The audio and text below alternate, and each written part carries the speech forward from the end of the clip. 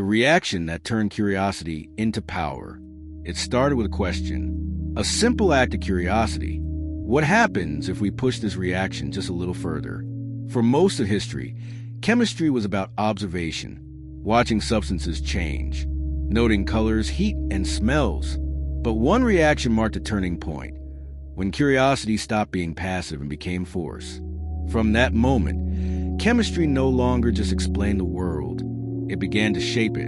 To understand why this reaction matters today, we need to look at how curiosity evolves.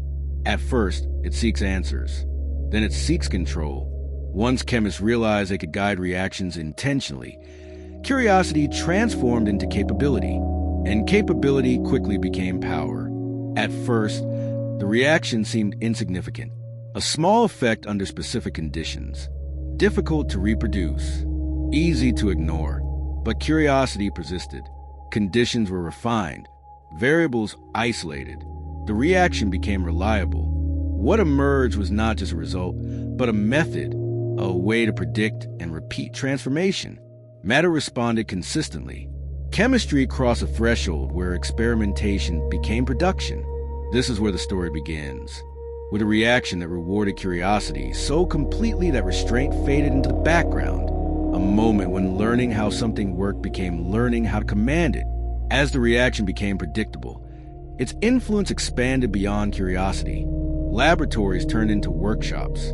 Experiments turned into processes.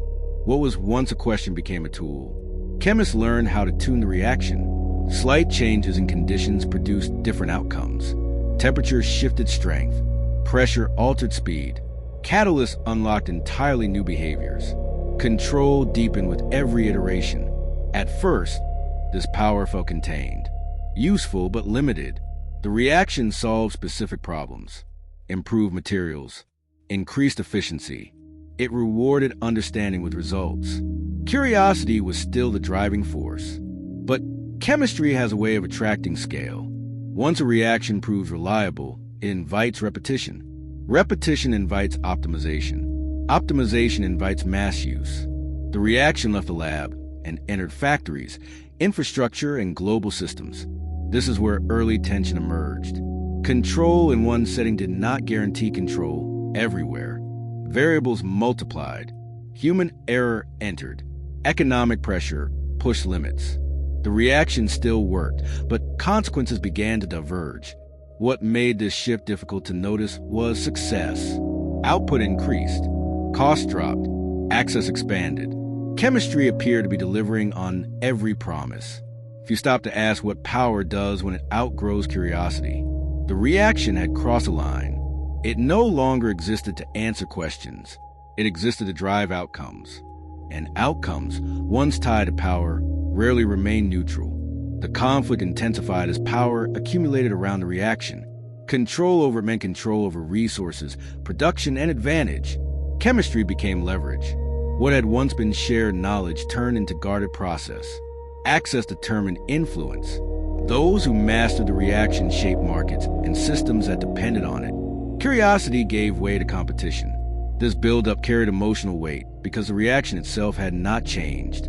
The shift came from scale and intent.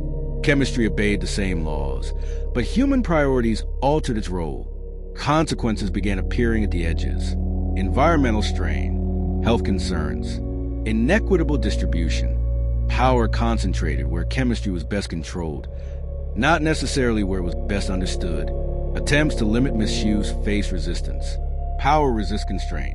The reaction had become embedded in structures that rewarded expansion. Questioning it felt like questioning progress itself. This was the emotional peak.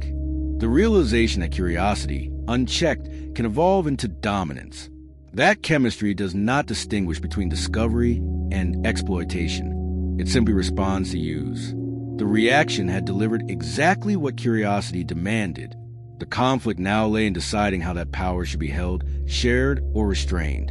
The climax arrives when power finally reveals its cost, not through failure, but through imbalance. When a single reaction carries influence far beyond its original purpose, its effects can no longer be separated from society itself.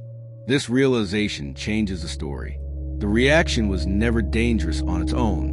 What changed was how completely it was allowed to shape systems' decisions and dependencies.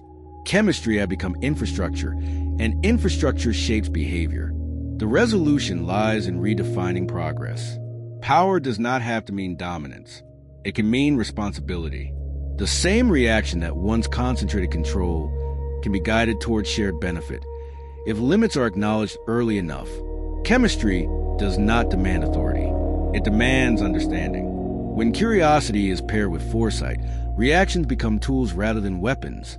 Systems become resilient instead of fragile. This story is not about rejecting discovery. It is about learning when curiosity should slow down, when questions should include consequences, when power should be distributed rather than accumulated. Every reaction that turns curiosity into power also carries a choice. Whether that power builds stability or deepens imbalance depends entirely on how it is used. Subscribe to join the journey.